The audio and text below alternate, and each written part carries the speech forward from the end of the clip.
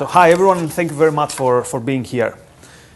So I think, why talk about Jordan Peterson first of all? I think he's a very unusual phenomenon. Because we've seen often in the past intellectuals or thinkers who reach what we'd call the status of a celebrity. People like, for example, Michel Foucault, or more recently people like Slavoj Žižek, who they sell a lot of books, and when they talk, the lecture theater is full. But I think with Peterson it's something else, because it's very, very unlikely that you'll hear someone saying, Slavoj Žižek changed my life. And it's very unlikely that someone will say, oh, Michel Foucault saved me from suicide or something. It's more probable that they'll say, Michel Foucault kind of made me lose my will to live, but whatever. And yet these are some of the comments that we hear all the time about Jordan Peterson. Things like, he has changed my life, or my life wasn't going anywhere and then I found him. There's a particular, one of his most famous videos online. The first and the most liked comment, there's a woman who says, I've been depressive and I was on the verge of collapse, and since I discovered this man, I've been online watching his lectures for 3 consecutive days without eating, without sleeping, and this is changing my life. So that's something interesting. That's something unusual. And the other unusual thing is, we live in times when it's very difficult to persuade university students who have overpaid for their degrees to just show up in class and listen to you for 45 minutes without checking their phones or without leaving the room. And yet we see Peterson giving lectures for 2.5 hours about the Bible, of all things, and there are millions of people watching. So what I'm saying is that either Peterson is doing something right, or at least he's doing something interesting. And there's a lot of things to maybe learn or see what he's doing and how does he have such an appeal in today's culture. And this is the case whether you like him or not. And as you'll see, I'm not the biggest fan of Jordan Peterson, so this lecture is going to cover both people who like and those who don't really like Peterson. So why is he so notorious? I think maybe for some of the same reasons that in the 1960s, Rolling Stones or the Grateful Dead or Jimi Hendrix were notorious. It wasn't only the music. Their music was cool. But it was also something else. It's because they had this countercultural edge. Because a lot of people saw them and said, whatever is the establishment, these people are the opposite. And I think something similar is happening with Jordan Peterson. So why do I claim that Peterson is a countercultural figure? Mainly for 3 reasons. The first is because we live in a culture of low expectations. We live in a culture that has as a mantra quite often the motto, I couldn't help it. That there are powers out there that shape our life and are beyond our control. This could be biology, this could be our genes, this could be experiences from the past, this could be the system, capitalism, the man, whatever. So there's this idea that we are, in a way, victimized by these powers that are above our control. That's one tendency. Another tendency is the don't take your life too seriously tendency. Like last year, I did a small research in some dating sites about how people present themselves. And one of the most usual mottos was people saying, well, I don't take my life too seriously, and I'm looking for someone else who also does not take their life too seriously. And I thought, that's weird. Why is this something to be kind of celebrated? But this is a very powerful trend out there. And the thing with Peterson is that basically he stands for the opposite. So basically he says, not only you need to take your life seriously, but basically you have one life. And not only he doesn't buy the I couldn't help it thing, but he takes it a step further. And he says that you need to take on your shoulders basically the weight of the world. And maybe he takes it a bit too far, because he also says anything bad that happens in your life, but in the whole world, is basically your responsibility. So this thing that like a leadership guru called Jocko Willing has called extreme ownership, which is you take 100% responsibilities for whatever is happening in your life, is something that Peterson is bringing on the table, but it's also something which is unusual, and it's something which is kind of stands out from what is usually happening. Another reason why Peterson has had this kind of notoriety is because in one of the most intellectually non-diverse institutions of the modern world, which is the university, not only he is not afraid to be on the minority, because there are a lot of people, I have a lot of colleagues who are actually don't aspire by what we call political correctness, but usually they whisper on it. Or, someone, guys, in the corridor says, what do you think about Brexit? Maybe it's not such a bad thing, but make sure no one listens to us. but what Peterson is doing is he's shouting his opinions from the rooftop. And not only because he's a contrarian, there's a very interesting philosophical background on why he does that. He's a big fan of a Soviet dissident called Solzhenitsyn.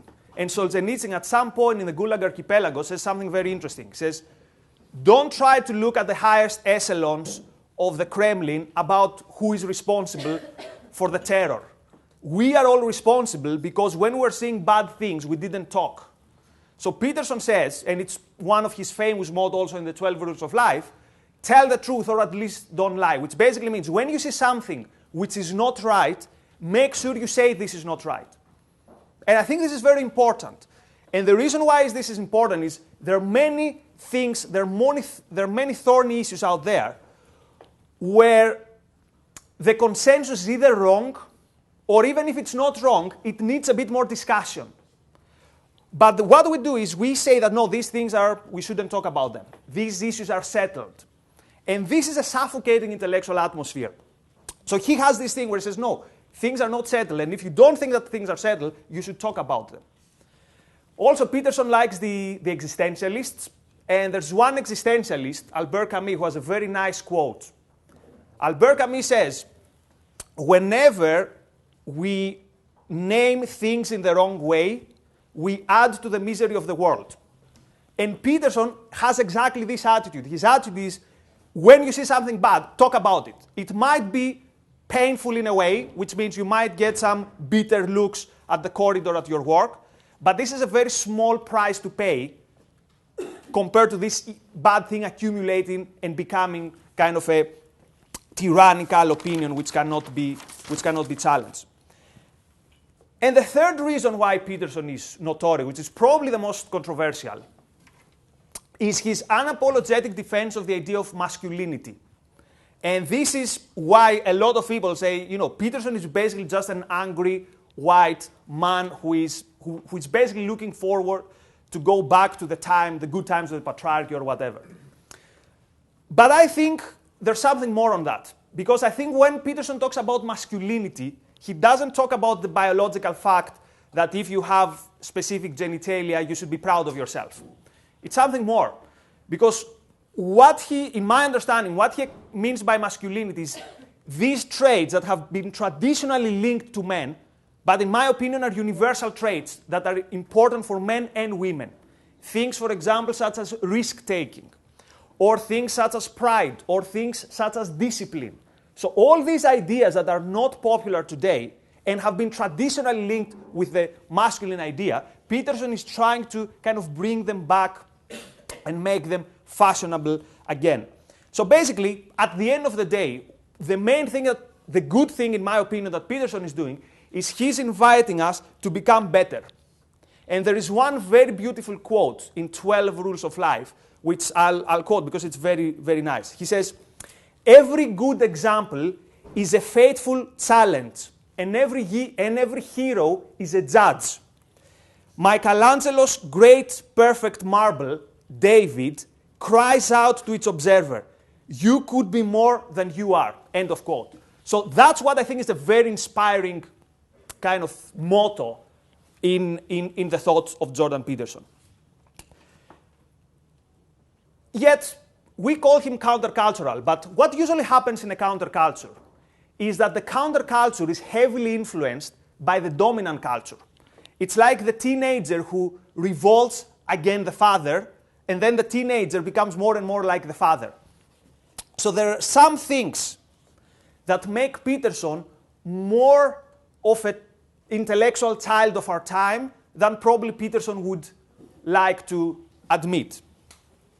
So, in a way, my problem with Peterson is not that he's too radical, but he's too philosophically mainstream, and that he's too philosophically moderate. And I will explain what I mean. So when people think about Peterson, and most of his videos in YouTube is like Peterson owes like a postmodernist, or Peterson destroys postmodernism. But what if there's something in the thought of Peterson which is very, very, very actually closer to postmodernism that Peterson would like to admit? And let me give some examples. So when we talk about postmodernism, what is the main characteristic of that philosophy? It's this idea that all these universal truths and the universal narratives have collapsed. And it's very difficult to come to agreeable definitions, because definitions are influenced by language or by hierarchies of power. And Peterson is right to say this is not a good way to go through life. But what about his philosophy? What about, for example, about how he sees metaphysics, which is the nature of this reality, and what kind of universe are we living? And what about his, what we call epistemology? How do we know, and what kind of beings are we? And there Peterson is actually a bit disappointing for my taste. And for example, listen to his first podcast with Sam Harris, some years ago.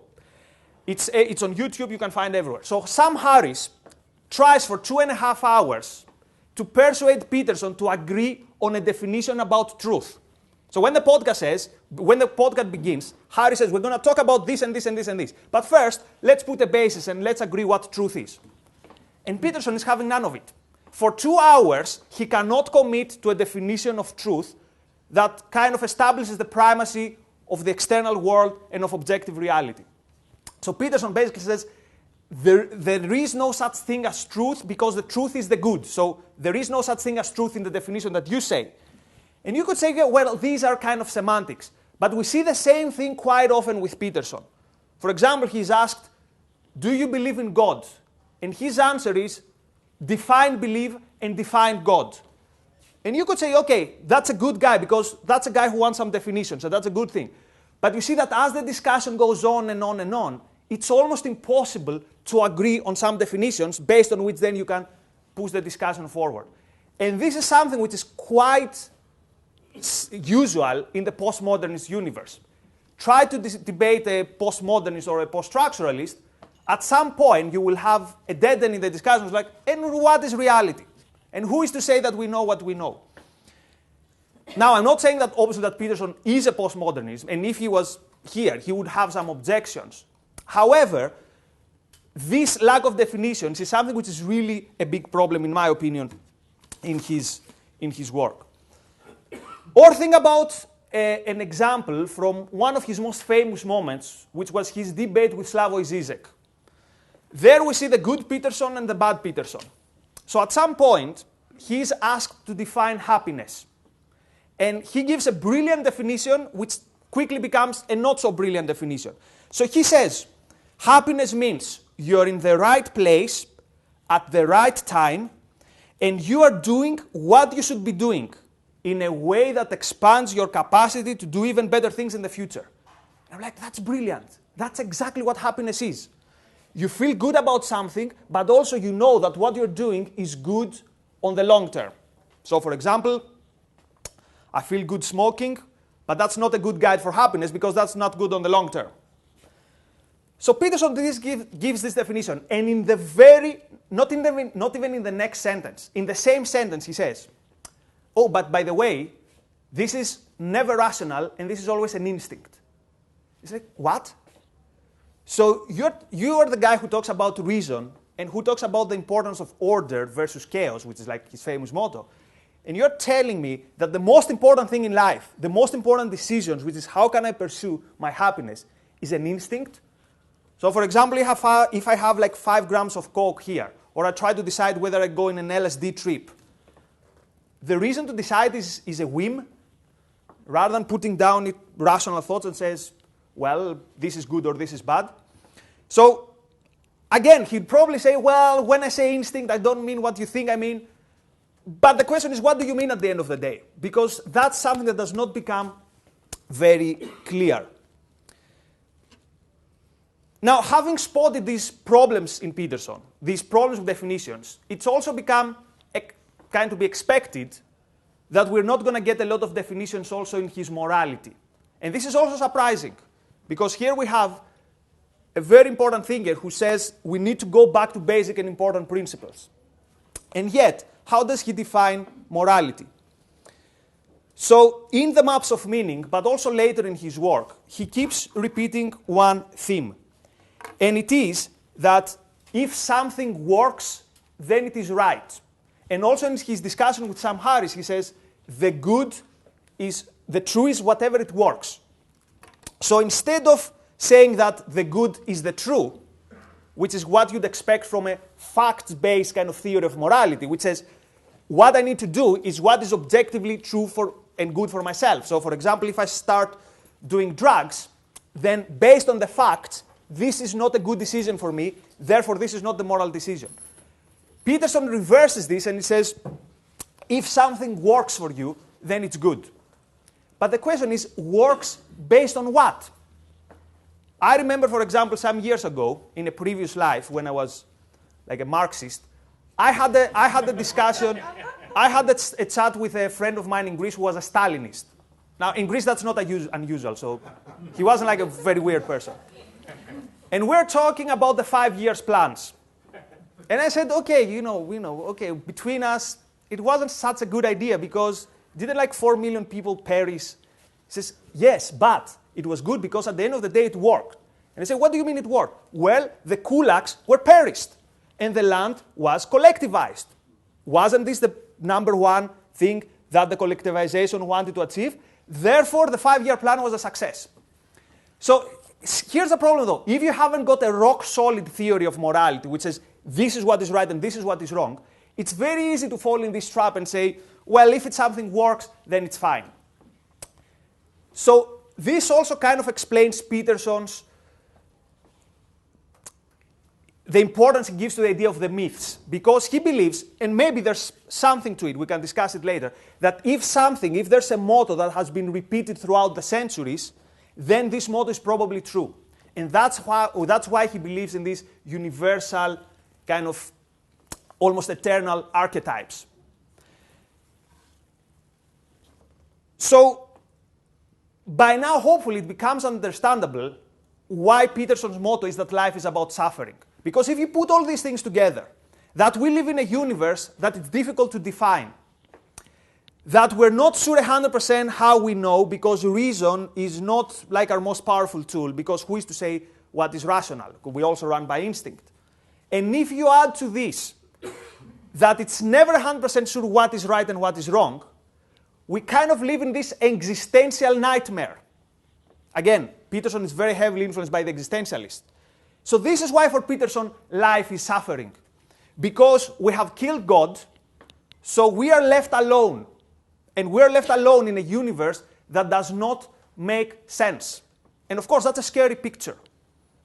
So if you go by this philosophy, it's no surprise that the best thing you can expect to is not to suffer a lot. And of course, that's a heroic attitude. That's why he says, you need to stand straight with your shoulders back, because you need to face this suffering, which is good.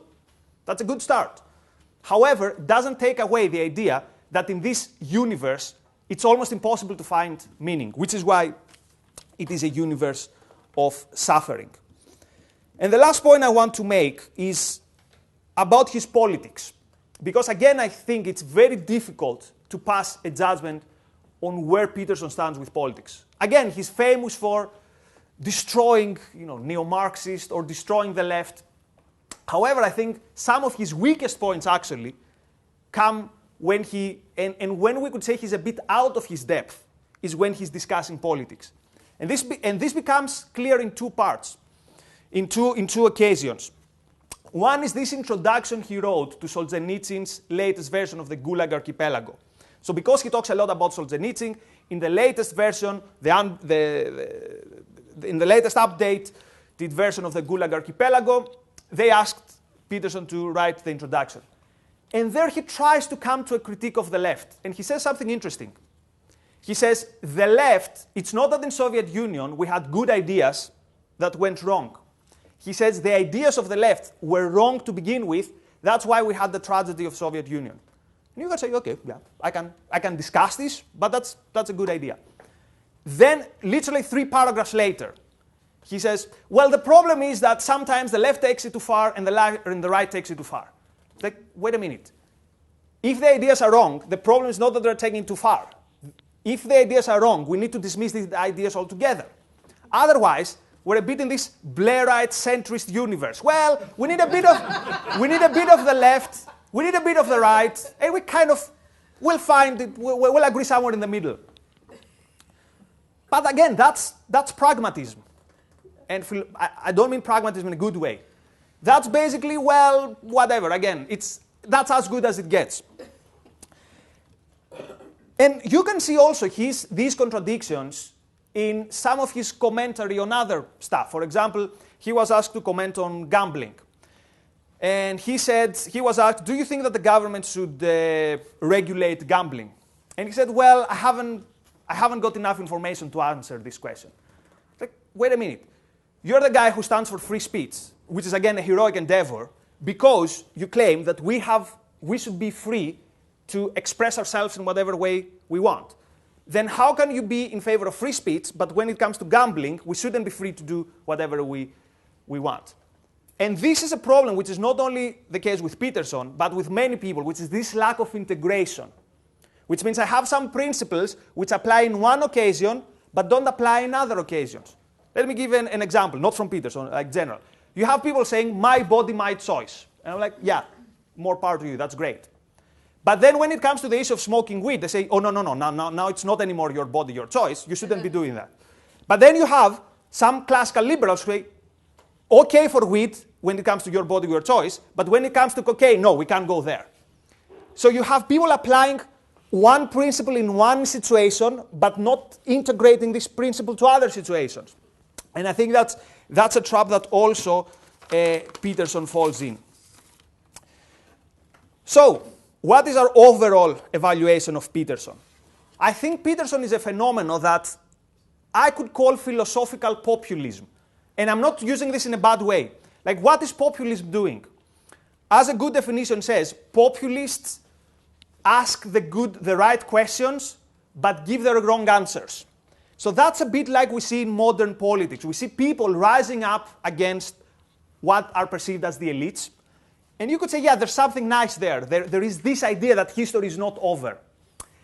But then you see that the answers they give on how to rise against the elites are a bit more of the same, or sometimes even worse. And you kind of get this idea with Peterson.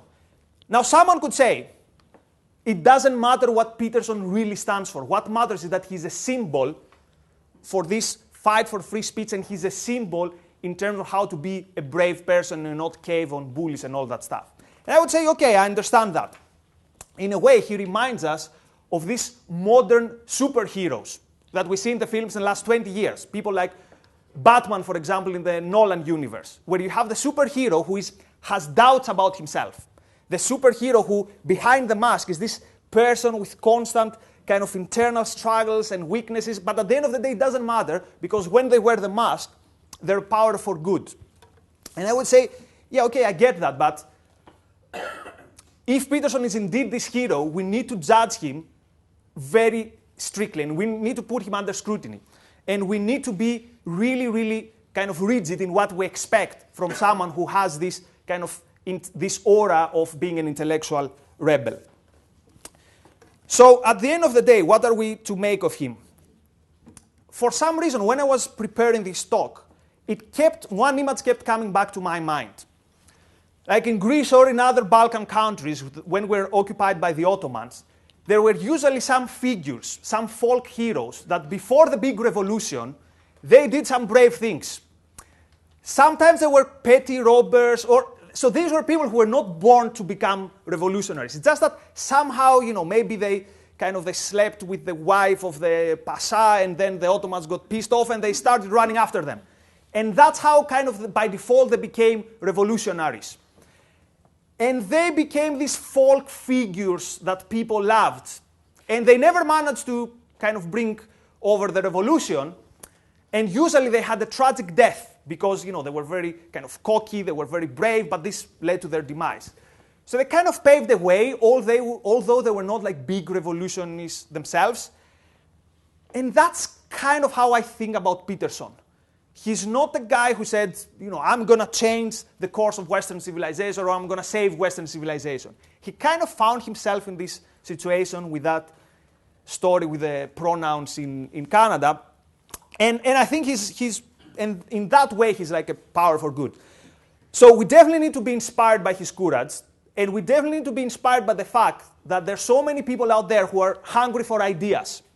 Now, we might think that Peterson's ideas are wrong. That's okay.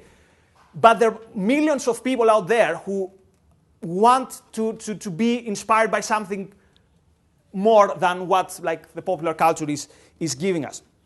And also, the other very important thing is what kind of impact one person can have in the culture.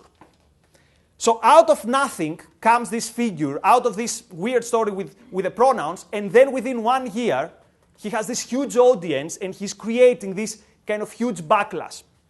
So in that way, we can try to aspire to be something like that, and we can be brave that we can bring this change, but also try to do better than Peterson and not to fall in the mistakes that he has fallen, in my opinion. Thank you.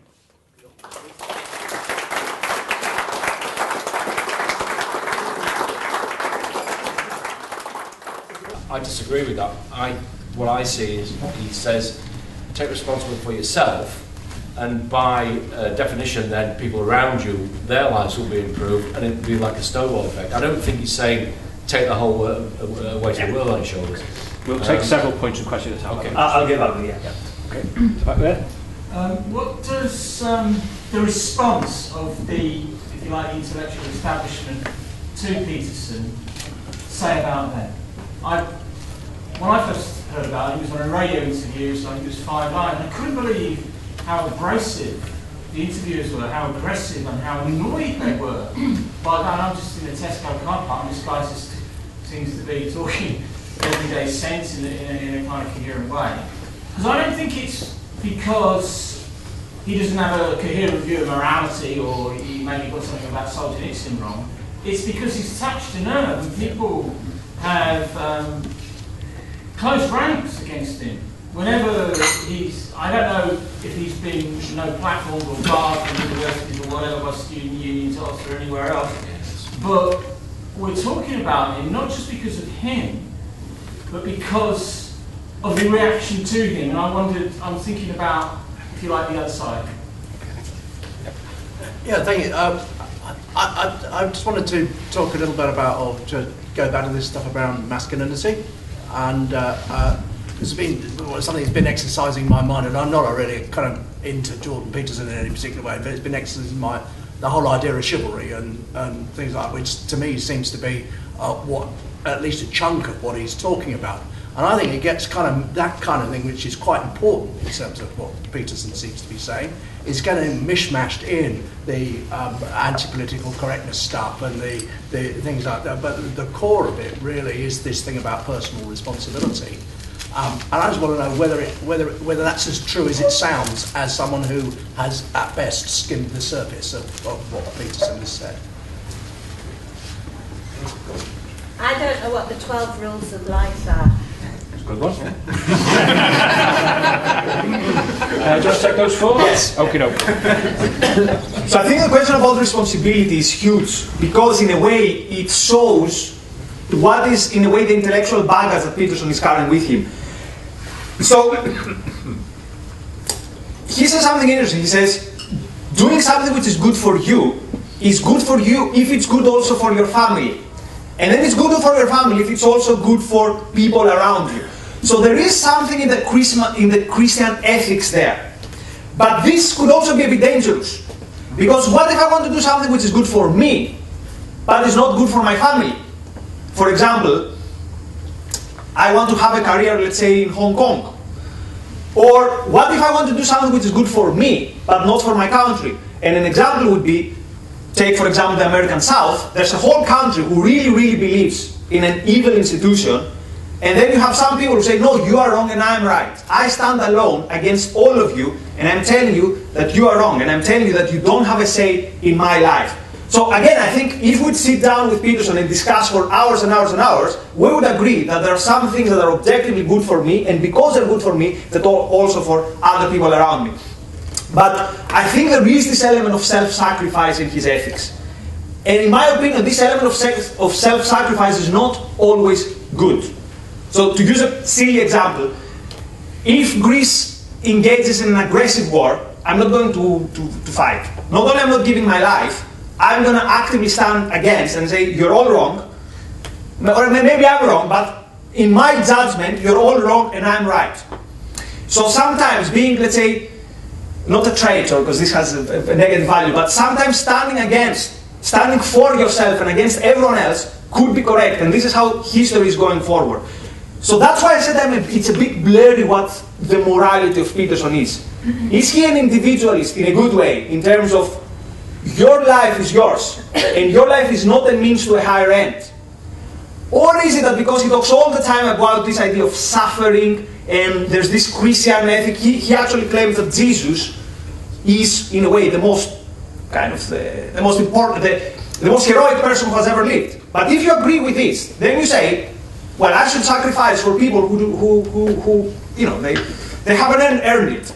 So it's kind of still a grey area for me, and I'm happy for someone if they have an opinion on this, whether Peterson believes that in this kind of rational self-interest that we discussed last year, if you remember, whoever was here, or when we had the talk about Ayn Rand, or whether he's someone who says, actually, your life is less important than the common good. But then the question is, how do we define the common good? But we can come back to that.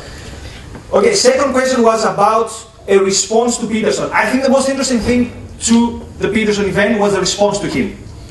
To say that this response was hysterical, I think is an understatement. Because again, the message I tried to pass in the talk is that Peterson is not a particularly radical philosopher or a particularly radical intellectual.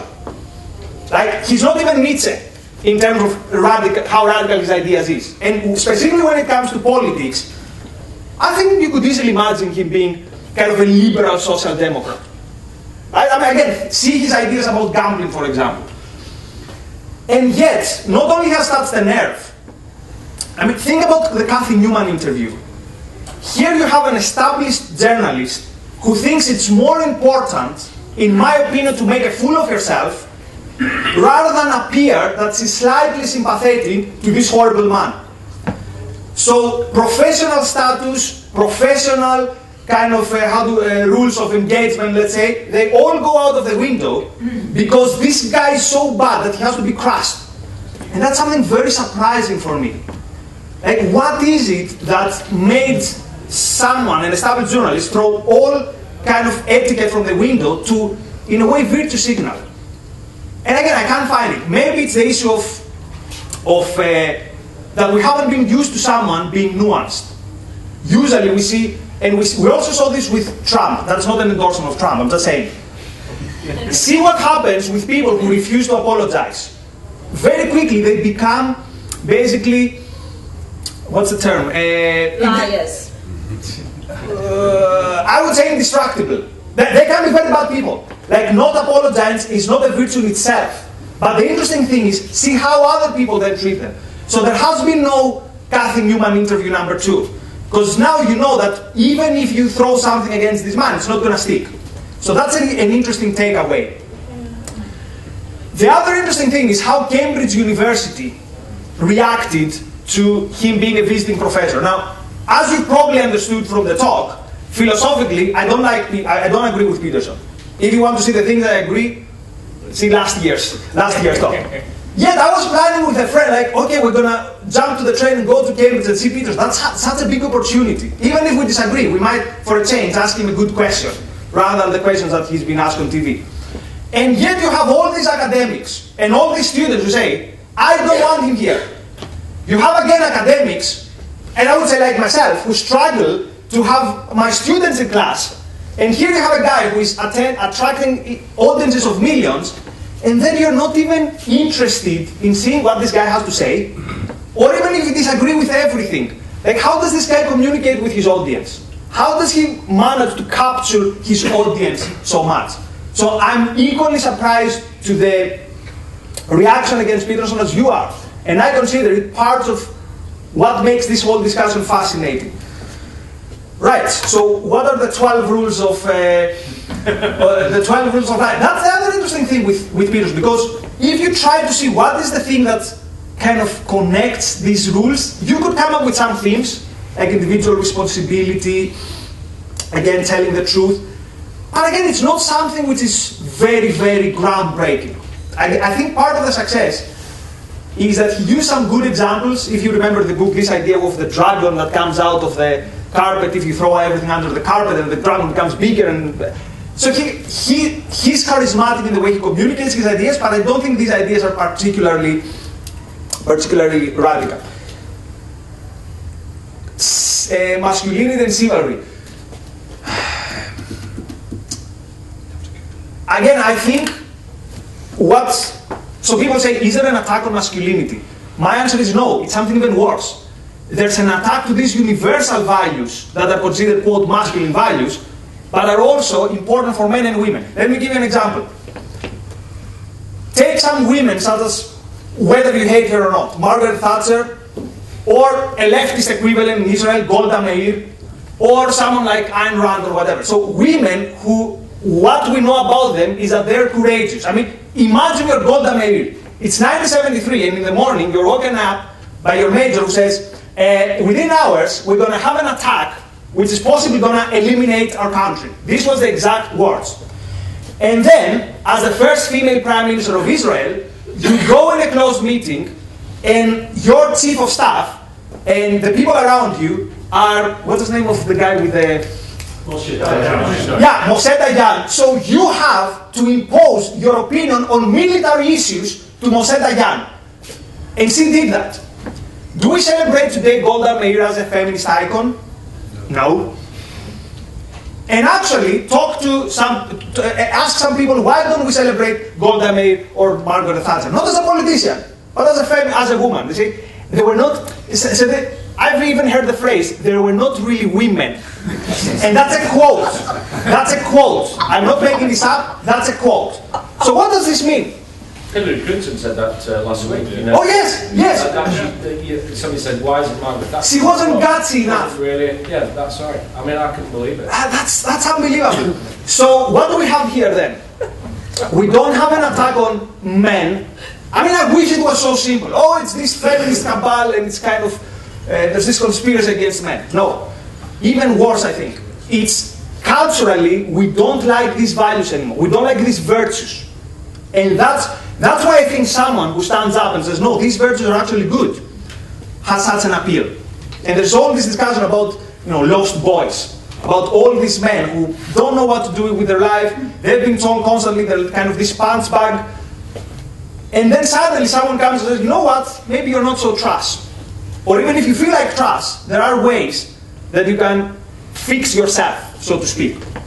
There was a tweet, I don't remember who, and someone said something like, sorting yourself out is the most radical thing you can do today.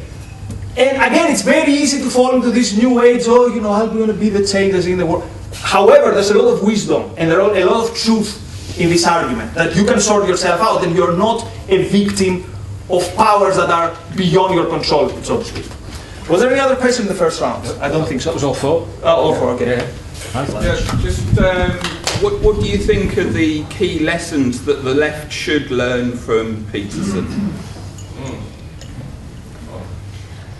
I'm old and utterly bemused that I'm here because I have a very, very thin knowledge of Peterson and his work. But from watching a few YouTube things, he's obviously a very troubled human being. I'll go so far, if I offend anyone, I apologise. If he isn't Catholic, he certainly looks like one. The thing that shocked me, I don't think he says anything that's either particularly groundbreaking or radical, but the reaction that he seems to have provoked or evoked is an utter condemnation of the sort of orthodoxy that we're living under. And then to hear this charming young gentleman talk about whispering in university corridors to someone who was at university in 1970 is utterly mind-bogglingly scary. I think it's very hard. That is scary. So I'm a little bit confused, extremely sad, and really, after about an hour of this, I just wish I liked alcohol. I don't. Other drugs are available. Yeah, it was just a point of contention about the comment about Hillary Clinton. I didn't hear us deny that Margaret Thatcher was a woman. The reason she wasn't in the list of gutsy women was because she didn't facilitate opportunities for other women and more disadvantaged people. I think that was the comment. I agree with that. So just kind of going back to morality, we're saying that, Jordan Peterson says that we should be acting in our own good, and by proxy that helps those around us as well. And we were touching on his morality and potentially that being a little bit shaky perhaps, but it kind of brings me back to Kant's moral imperatives, and I just wondered what you think Jordan Peterson would take on Kant's moral imperatives, whether he thinks there could be universal morality, or whether it is all based around. That's a very good one. Yeah, you mentioned about sort of mainstream culture and counter-mainstream culture. I guess in a way that kind of makes the history move on to the next stage. I mean, it's not just happens in politics, like Blair and of course Thatcher, who happens to have, polishing the UK as a brand. You also, if you look at, other sort of, examples, for example, British football, you look at, say, Alex Ferguson, how he sort of somehow bring Man U into not just a icon of football, but also a cultural icon that sort of how sports can not just be about playing football or playing a game. It's also about how human minds work and how society works. So I guess in a way, what Jordan Peterson was doing with, say, humanities and social sciences, that because humanities and social sciences sort of continue to look back at what's happening in the past history, it kind of looks like looking at what dead people were doing and what we could look at. So kind of looking a little bit boring compared to, say, natural science. The trouble is, not many people can be natural scientists because it's such a complex field. Whereas social science, even though many people don't quite understand the complexity of social science, we are living in society. And in a way, what he kinds of doing is that it kind of opens up the idea that humans are actually complex animals rather than simplistic or straight talking or straight thinking human beings like one Nigel Farage always professor. He's a straight talker, for example. Okay, so that's just my thing.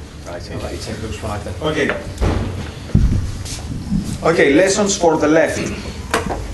When I first saw Peterson, the first thing that came to my mind is this is the small c conservative answer of the universe to Zizek. Because they have a lot of things in common. So, although I've been less and less tolerant, let's say, of the left in the last years, I think Zizek is doing something very interesting, which is concretizing big ideas, for example, with the popular culture.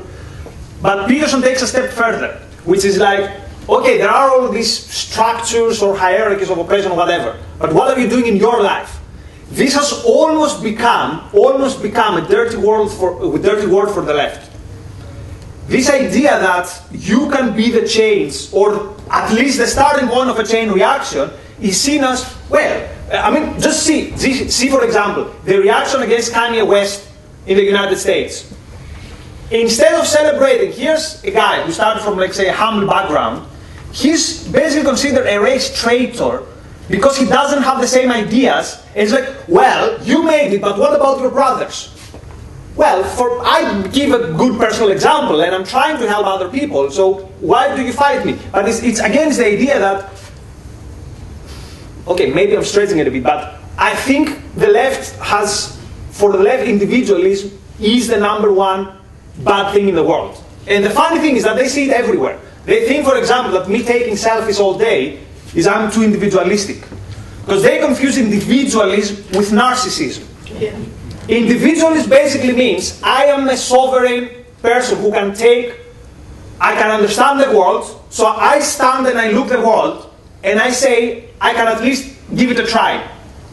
A narcissist is basically someone who says, accept me as I am, So the narcissist wants the world to change to accommodate his narcissism. The individualist is like, I see the world and I have this vision for the world, and I'm going to go with this vision. And this is what the left has lost.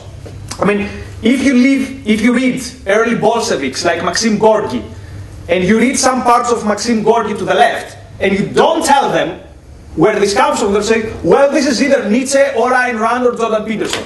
And actually, there's like this proto-Promethean Bolshevik. But, anyway. I don't want to say the left is a lost cause, but anyway, that's another discussion. Something on the reactions thing, though. Just let me say one thing. It's not that always the reactions are inexcusable. I think Peterson has said some very ridiculous things. Specifically, this theory that feminists are kind of secretly attracted to this kind of machismo of the Islamic culture. I think that is ridiculous. So it's not that whoever kind of gets triggered by Peterson is completely wrong, right? But what we want here is, could you tell me exactly why you're so angry with this man? Which is what was lost, for example, in the Kathy Newman interview. It was something completely out of proportion. So when we talk about that we need, let's say, a more gentle kind of dialogue, this shouldn't be misunderstood that we all need to come together and say, well, the truth is somewhere in the middle. That's why I like the bundle of ideas, by the way, and this kind of stuff here, like that discussion on neoliberalism. We can disagree passionately. And as we say in Greece, not put wine in our water. And yet we can still discuss. Rather than say, oh, you're a neoliberal, so apparently you hate people and you want the poor to die or whatever. Okay, Kant and Peterson. Right, so in some ways I have similar issues with Kant as I have with Peterson. So, for example, what does Kant say about his epistemology? He says, here is our reason, and here is the world out there. So in a way, he sees reason as almost a hurdle, an obstacle towards coming into contact with reality. So in a way, Kant is saying, as Ayn Rand says, you have eyes, therefore you can't see. It's like you have a mind, therefore you can't get to contact with reality. And that's what I remember when I hear Peterson saying, for example, you reach happiness by instinct. It's basically, okay, then why do I have this? You're such a brilliant person in trying to trigger this to work, but then you say that this is not an absolute tool for us to come into contact with reality. So I see something like that in their epistemology. Now in their morality, Kant is basically saying individualism is amoral. I mean, how many of you have watched the TV series Friends? There's one episode that really annoys me. In my opinion, it's where West civilization goes. Do you remember that episode where Phoebe is trying to persuade Joey that he hasn't done anything good because in whatever he does, there is something for himself? Yeah. So Joe goes to a charity and says, hey, Phoebe, I was in the charity. And Phoebe says, no, you knew that would be on TV, so you got happiness out of it. Therefore, it was not a good act. This is pure Kant. But also, see what this does to Joy. Joy then feels like, oh my God, I'm a bad person. There's nothing I can do which is good for me. So this is almost an impossible morality. And that's why I'm not a big fan of Kant. Now, where does Peterson stand on that? Again, it's very unclear. Because he doesn't say don't do things for yourself. But he says if you do something for yourself, it also needs to be good for others. And again, if we take it on an objective, rational fact, this is true. So for example, take the career example. If me going to Hong Kong is going to make me happier, then let's say my mother should be happy because I'm happy. And then I do, let's say, some good stuff, and then everyone is happier. So there is no necessarily contradiction between you being rationally selfish and everyone around you being happier. But to come to this conclusion, you have to define what is good and what is bad. And my problem is that Peterson doesn't really define this is what is good and this is what is bad. Do you think he would ever get to a point where he would say there is good and bad? Because obviously Kant has his moral imperatives. He has those, do this and this is good universally and we should follow these and it will be good for everyone. It's whether or not Peterson would ever get to that point because he is so because, as we've discussed, saying you should do what's good for you and you being strong would be good for people around you. It's having those lines of kind of commonality between everybody. Okay, now I'm psychologizing, so don't take this with a lot of salt. I'm not so optimistic that Peterson his intellectual curiosity is very, very, there's this thing that is kind of a blind spot, let's see what I can do. I mean, think about his discussion with Zizek. It's the most anticipated intellectual discussion probably in the history of humanity. I'm not even joking. I bought a ticket. Like, I knew that it would be free, like 20 hours later in 50 different leagues. But I bought a ticket, and it was the day of my sister's wedding, and I was in the airport after, half asleep, and I was trying to why does this stream work? I need to watch the discussion. So how does Peterson prepare for this discussion? I read the Communist Manifesto, and now I'm going to destroy Marxism. That's kind of a letdown. And you see quite often that there are some thinkers that he's really, really comfortable discussing, Nietzsche, some existentialists, Solzhenitsyn, but beyond that, there's not that much there. And again, if I take the example, his discussions with Sam Harris, where Harris tries desperately, it's like, Jordan, you're a good guy, please. Can we get to the point? And Peterson kind of dances around all the time. So I'm not, I mean, maybe he will do it, but I'm not, from what I've seen up to this point, I'm not super optimistic that this is going to happen. But then again, maybe Peterson says, I'm not a philosopher. I'm good in these things, and take me for what I am. But then why do you go and debate Zizek, for example? And then the problem is that people say, see, this is the other side of the left. The side for capitalism and freedom is Peterson, who cannot stand against Zizek. Therefore, what does this tell us? Zizek is right. Anyway. Well, picking up on what you said there about his intellectual curiosity and psychologizing, in Paul's introduction, latched onto your words public display, that's what he's about. And certainly with his reluctance to engage with definitions, is it possible that really what he's about is not developing ideas but disseminating them, and in the context of public display, and being sufficiently provocative to generate the reaction he generates? Disseminate, because my Google dictionary in my mind doesn't work very well. Disseminate. It's about publishing the ideas, right. Not about actually developing them. So performing. Exactly. That he's about performance, not about ideas. Yeah, Peterson's a fan of Carl Gustav Jung, isn't he? I only saw a very short clip yesterday on YouTube, but so I couldn't answer these questions. I wonder if you does he support his idea of the collective unconsciousness, and what does he think about Jungian dream interpretation?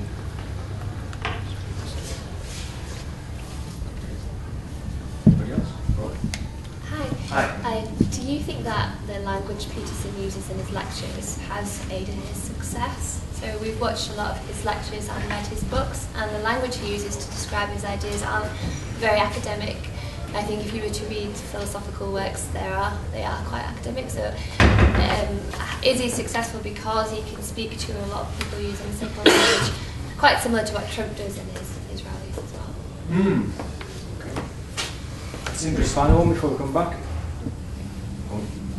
Take those three then. Go on. There's another one back. I've already had one back. It's just that I'm really interested in quoting Maxime Gorky. And you're right. See, the left, what did Marx say?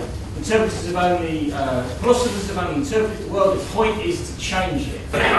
Lenin. Man makes circumstances, but man makes history, but not in circumstances. German ideology, Marx. Yeah. So it was originally, if you like, in its birth, about controlling the world and taking the world on and shaping history, and we can move Russia out of feudalism into the modern world. And the left now, what it's become, it fears Peterson because he doesn't feel sorry for people in the same kind of way. That's a great quote. I'm going to write it down. He doesn't. He says, get on with it, we can do it.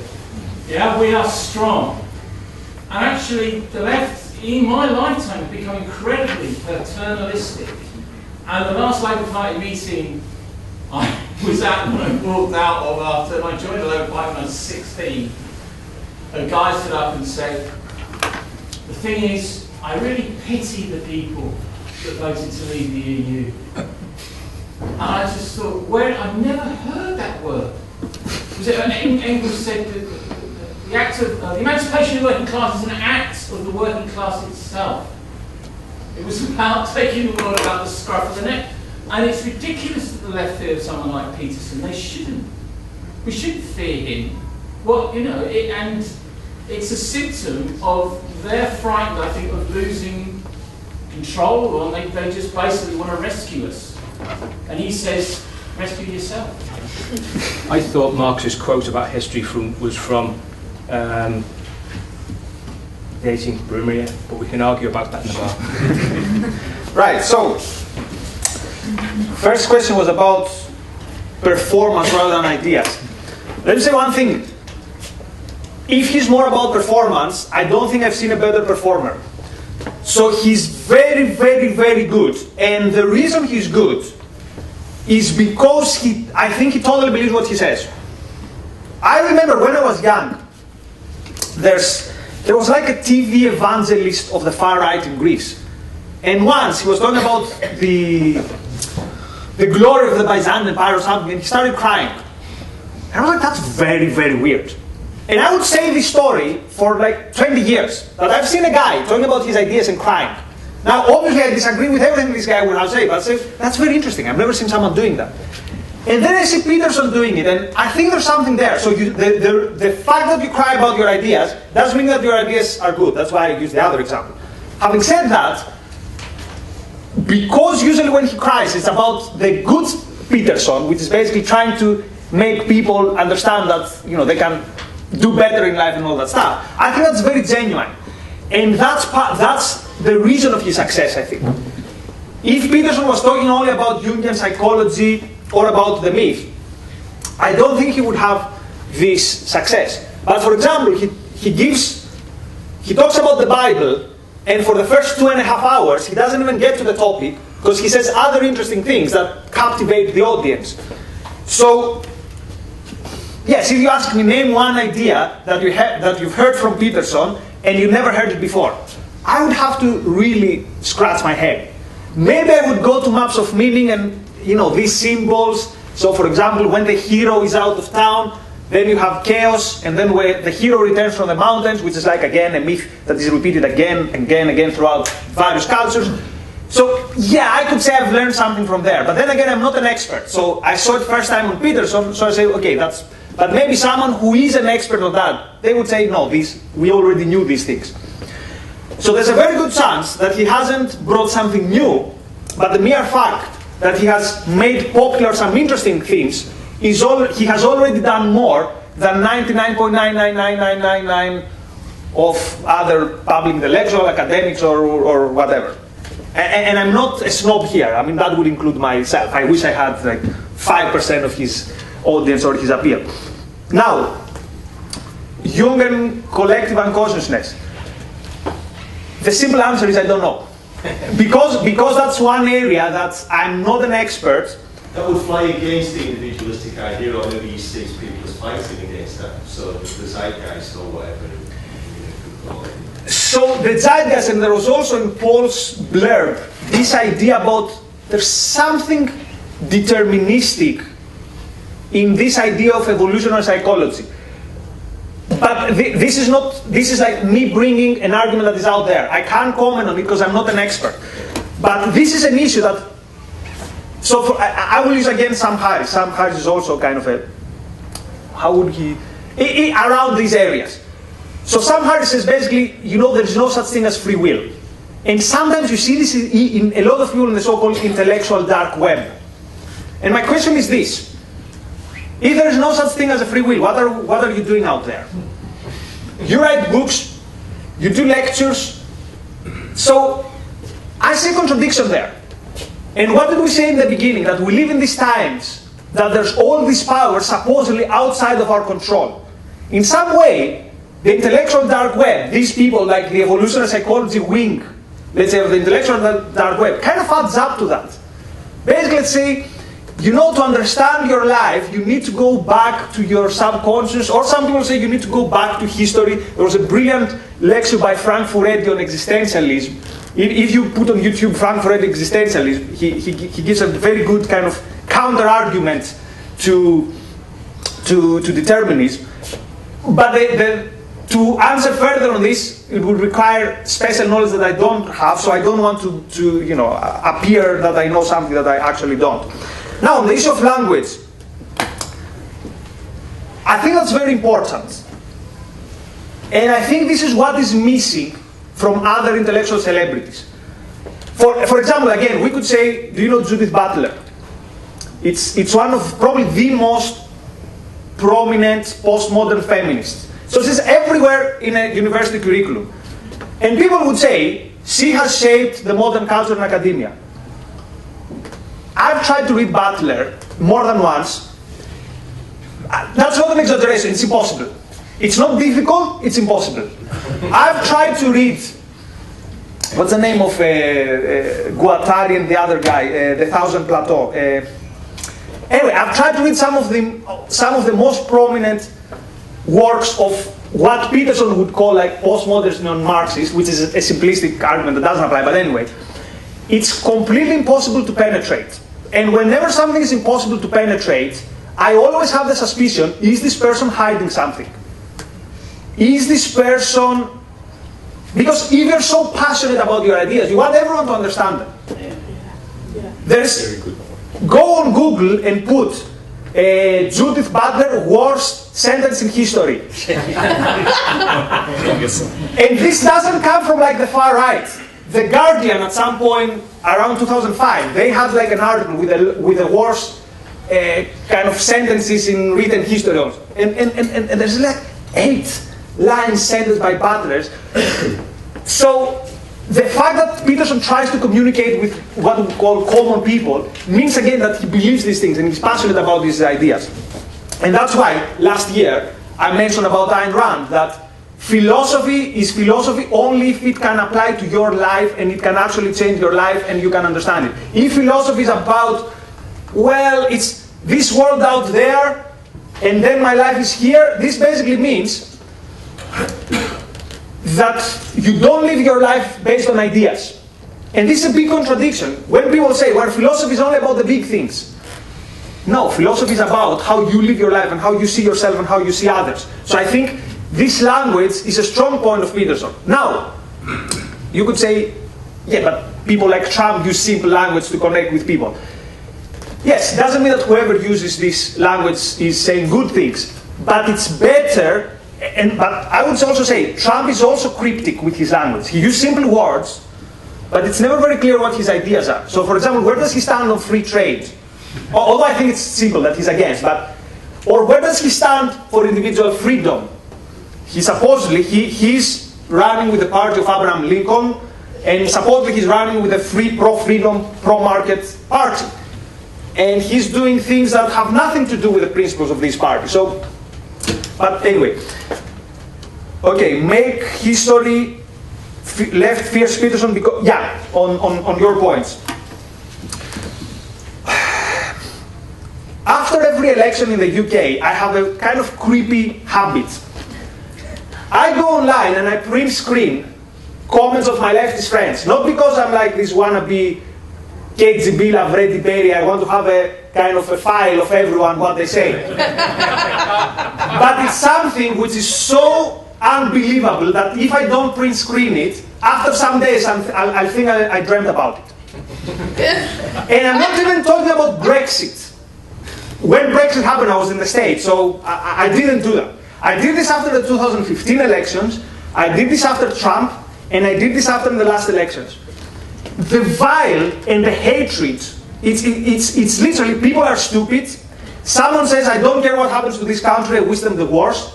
Now, obviously this is not scientific, okay? My friends on Facebook, that doesn't say anything about the left in general, whatever. But I think it would be highly unlikely, or at least back in the day, we'd link this elitism with the right. It would be the aristocrat holding his nose up and saying, oh, these masses, they all the time they do the wrong thing. So it looks like the intellectual poles have been reversed in some way. But then again, what is the left and what is the right? So what has been happening lately is that the left and right, more and more, they're not sets of ideas. They're more and more identities. And they're more and more groups. So they're groups of affiliation. So for example, how can you explain that the left and the right in the last many years have completely flipped on opinions on specific topics? For example, the right is now a big supporter of free speech, more or less, at least in theory, although they don't really understand it. But that's another discussion. Because, for example, if they understood it, Candace Owens, who is like this superstar of conservatism in the United States, would not say that if you burn the flag, you should be expelled outside of the country. So, but that's another discussion. But how can we explain that left and right change ideas all the time? It's because it doesn't matter. By joining this group, it's not about agreeing with these ideas, it's about I'm part of these people who are a bit like I am. How else can you explain this holy passion, for example, about the whole Brexit discussion? Summer of 2015, Greece votes no to the referendum, and the left in this country is like, yay, the Greek people! And this is a coup by the neoliberal elite of Angela Merkel, and solidarity to the Greek people, and it's time to do something with this unchecked bureaucracy. And Paul Mason flies to Greece, and he is with his buddy Varoufakis in the presidential mansion at the night of referendum, and they almost have tears in their eyes because of the no. Fast forward 1 year. Paul Mason is literally on the street trying to protest against the referendum. Now, I'm not saying in the one time he was right and in the other time was wrong. Maybe he was right in the second time. Maybe Brexit was a disaster. Whatever. You can think whatever you want. My question is, how can the same person, and that's like 1 year after, it's not like 10 years after. Or see what happened with Hillary Clinton in the States. Hillary Clinton was considered the face of the establishment, was considered this kind of neoliberal whatever. 2016 comes, if you're not with Hillary Clinton, you're basically, you hate everything that's good in this world. You're not even allowed to say, well, there was this guy Bernie Sanders which kind of stands for whatever. No, forget about it. If you mention this, basically you're with Trump. The only explanation I have for this very weird phenomenon is that you see these groups as tribes, which basically you are with your friends and you have to go on the one topic. And so, for example, you're a conservative, you're kind of pro-abortion, so there's this, so these other conservatives are for free market. Well, I guess I'm also for a free market. But then our good guy is now not in favor of free market, but he's the good guy and he's sticking it to the left. Therefore, now I'm against free trade. So they see it because, again, it's about group affiliation. It's not about ideas. At least that's how I see. So we have another round. Yeah. Final round. Yeah. I just want to just do a little bit more about this stuff to do with the manner in which political dialogue, if you like, has transformed from, and this is overstating it, from debating policies, if you like, to this kind of politics of let's be rude to the other side, which is what we see, and it's not just in the UK. We see this in other countries as well. So, and whether, if you like, the reaction to Peterson, to keep it on the subject, so to speak, is part of that change. It's part of that way, and it's been most striking on the left, and not just the far left, where we'd already had a certain amount of that, but in the relatively moderate mainstream left has become far more. The debate is far more. I don't like you because you're a bad person, than actually engaging with the subject that we might be talking about. I absolutely endorse the stuff about tribalism, but I'm not entirely sure that's new. I mean, I've been an active politician for years, since 1976-ish. So, and I'm as tribal as they come. But I do begin to recognise that in the end, you've got to start thinking for yourself. And in a way, some of the things that the right should be uncomfortable about with Peterson is him beginning to tell people that actually they need to start doing things themselves, not relying on the kind of the team. Just is there any right-wing critique of Peterson, or any critique from the right wing? Any more questions? This is the final round of questions, so get them in now. So go on. Thank you for your words. I don't hope not to misrepresent what you said, but I agree with you know, philosophy is for me trying to find a better way to live. As an uneducated bloke, I can kind of lunge from one existential crisis to another and shoot down the nihilism road at the drop of a hat. And I find sort of Jordan Peterson's enthusiasm and ideas, beliefs, opinions, attitudes refreshing and useful and good pointers for a good direction in my life. The fact that he may contradict himself occasionally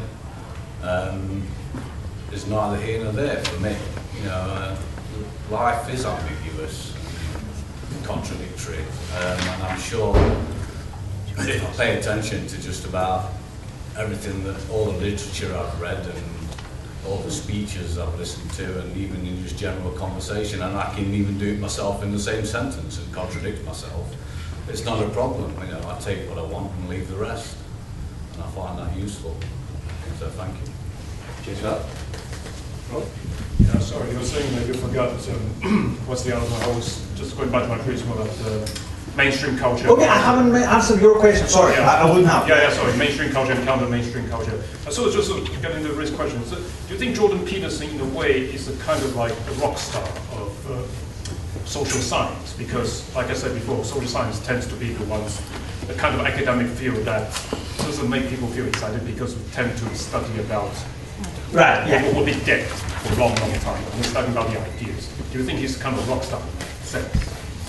I've left kind of this for the grand finale, but so that I don't forget it, I'll mention. To what percentage? There'll be people in this room today who are for him and against him, but to what percentage? I mean, you might disagree 10% and really dislike him for that, but 90% agree with him. Yeah.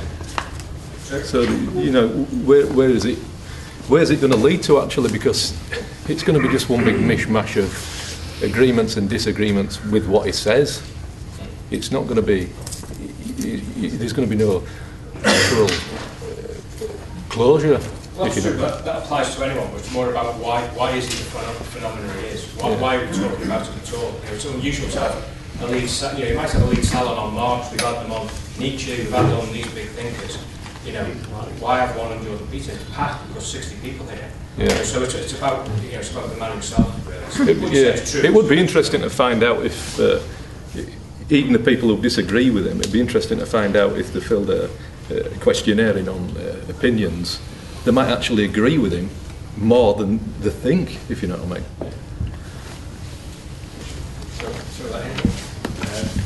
Yeah, so just kind of going back to Jordan Peterson's influence from Jung, just he uses the idea of archetypal stories quite a lot, and it kind of seems to me that that's quite a simplistic way of viewing the world, and I guess kind of linked to his use of language and simplistic and accessible language.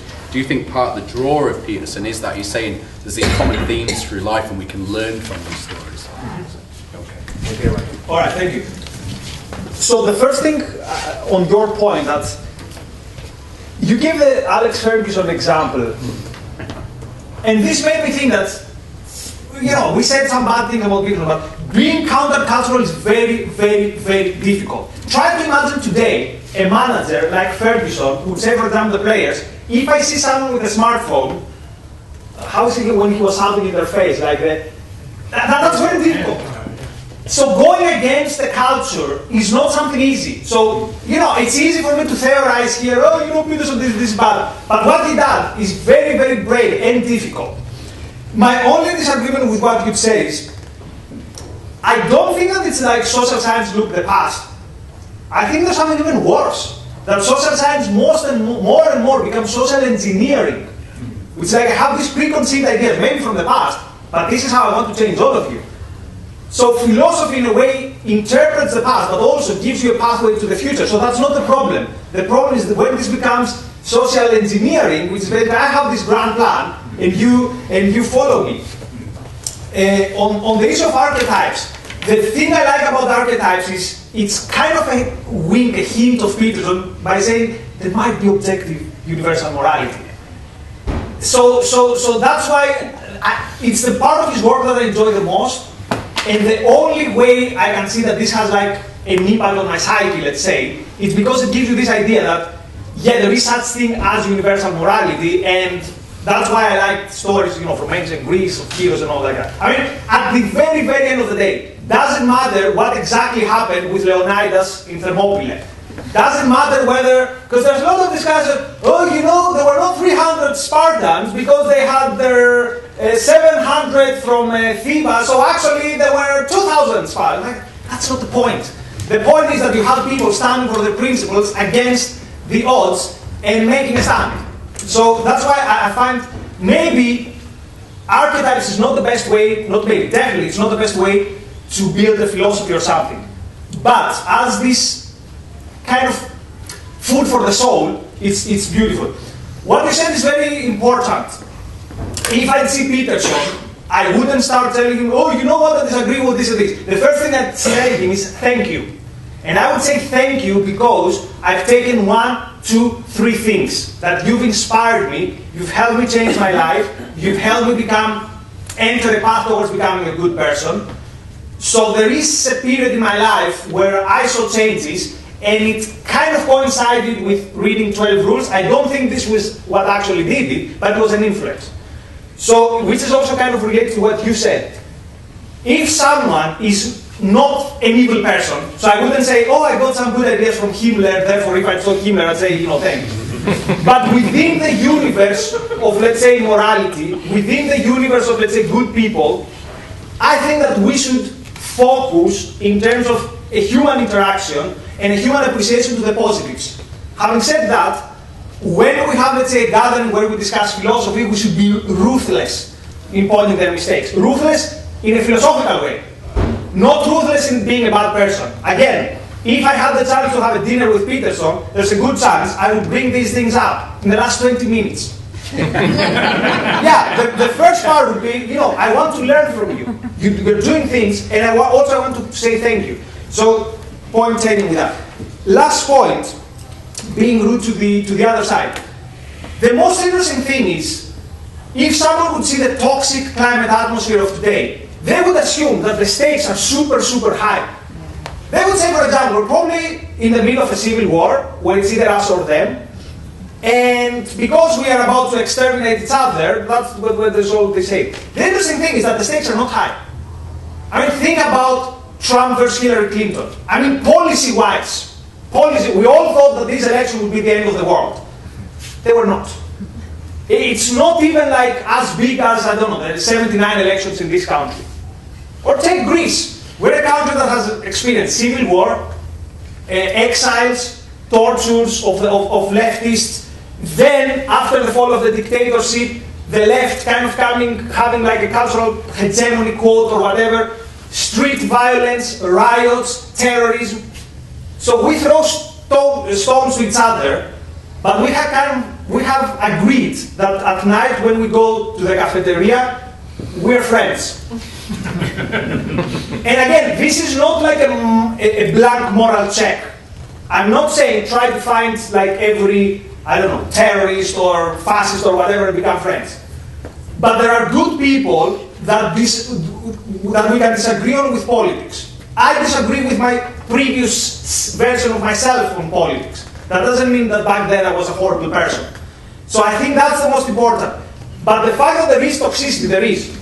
I'm not making this up. It was easier to come out to my Christian fundamentalist aunt. And when I say Christian fundamentalist, it's like Mitt Romney, Ted Cruz, my aunt is here. It was easier coming out to her as an atheist than it was to tell to my university departments I'm a Eurosceptic. And I'm not kidding. I'm not kidding. I don't think it's. And again, on the one case you have like the biggest kind of existential question, and the other you have, well, there was this referendum, and so the weird thing is that things are so toxic, and yet the stakes are nowhere near where they have been in the past, where people manage to be more civil and manage to be less, I don't know, less dramatic or whatever. Why is that?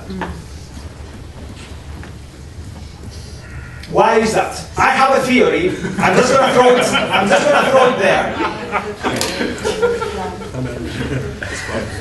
Because, for example, when you have, let's say in the 1950s, a leftist and a conservative disagreeing, at least there is this idea that we have something in common, which is our minds.